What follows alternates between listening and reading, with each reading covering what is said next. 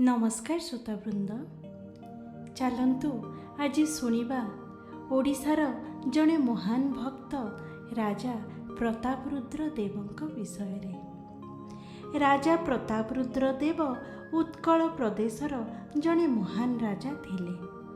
तांको पितांको नाम थिला पुरुषोत्तम देव एवं मातांको नाम थिला पद्मावती। से बाल्यकालरू ही अत्यंत विद्याप्रेमी थिले। बाल्यकालरू ही से बहु शास्त्र पुराण पाठ करिथिले। हिंदू शास्त्र उपरे तांकर अगाध पांडित्य थिला।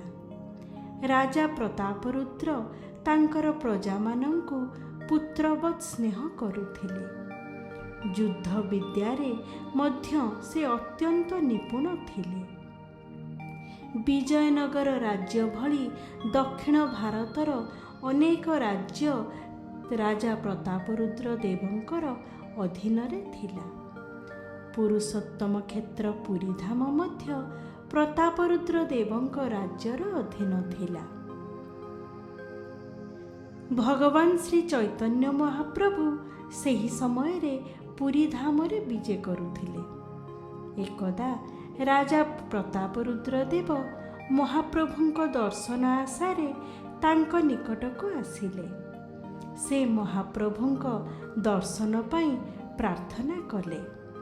मात्र महाप्रभु एहा कही कि से विषयी राजा महाराजा एवं जमीदार मानंकु सर्वदा दर्शन दान करंती नाही बोली राजांक प्रार्थना को अस्वीकार करिदेले।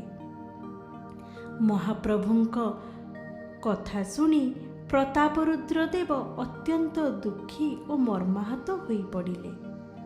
मात्र प्रभुंकु दर्शन करिवार उत्कंठा तांक निकटरे आहुरी बढ़िबाकु लागिला। शेषरे अत्यंत निराश होई राजा एहा निश्चय कले जे से श्री चैतन्य महाप्रभुंक चरण दर्शन आशारे ही पुरी ठारे प्राणत्याग करिवे। राजांकर एहिपरि निष्पत्ति रे राय रामानंद प्रभृति भक्त माने अत्यंत चिंतित होई पड़िले। समस्त भक्तगण महाप्रभुंक निकटरे राजांक संकल्प विषय रे जणाइले। मात्र महाप्रभु निज निश्चय रे दृढ़ होई रहिले एवं राजा प्रतापरुद्र देवंकु दर्शन दान कले नाही।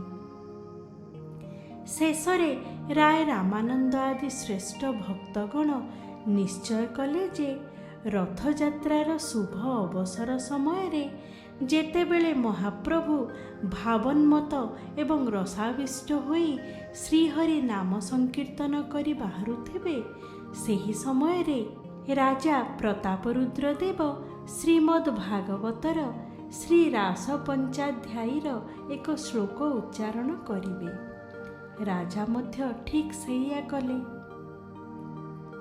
भक्त माने चिंता कले जे जाहार जिह्वारे भगवानंकर निर्मल जसगान हेउथिबो सेही भगवत प्रेमी भक्तंकु महाप्रभु निश्चय हृदय रे लगाइबे।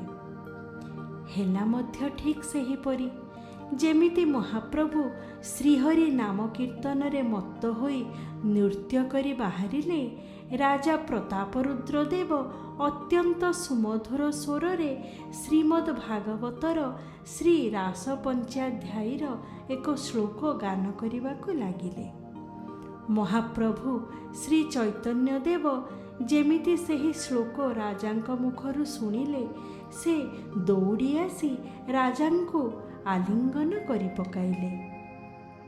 महाभाव स्वरूप महाप्रभुंक पवित्र स्पर्शरे ही राजा भगवत प्रेम संपदरे परिपूर्ण होई गले एवं उभय श्री चैतन्य महाप्रभु एवं राजा प्रतापरुद्र देव श्रीहरिंक नाम गान करी करी उन्मत्त नृत्य करिबाकु लागिले। सेबेठारु राजा प्रतापरुद्र देव भगवानंकर जने महान भक्त होई गले एवं श्री चैतन्य महाप्रभुंकर महान अनुगत होई ଜୀବନ ବ୍ୟତୀତ କରିବାକୁ ଲାଗିଲେ।